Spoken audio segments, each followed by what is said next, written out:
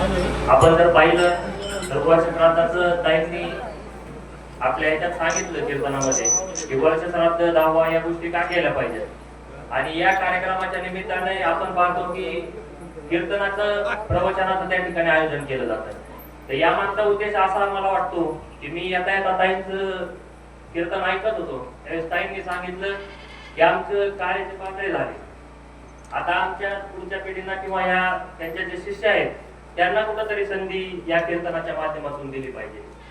काही दुसरी परिस्थिती दुसरं क्षेत्र जर बघितलं, आता आम्ही राजकीय क्षेत्रात काम करतो, 80 90 वर्ष जरी झाले महाराज तरी पुढची सोडायला कोणी तयार नसतं। परंतु हे वारकरी संप्रदाय हा एकमेव संप्रदाय असा आहे की कुठेतरी पुढे देण्याची प्रवृत्ती या संप्रदायामध्ये असते।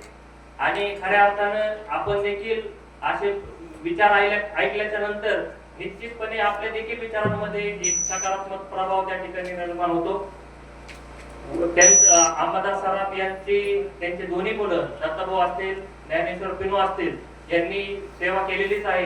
नंतर देखील या वर्षश्राद्धाच्या कार्यक्रमातून पुण्य अन्नदान असेल किंवा या सर्व माध्यमातून ते त्यांची सेवा करत आलेले आहेत। मी माझ्या पवार पाटील कुटुंबियांच्या वतीने त्यांच्या पावन असं स्मृतीस विनम्र अभिवादन करतो आणि थांबतो। धन्यवाद।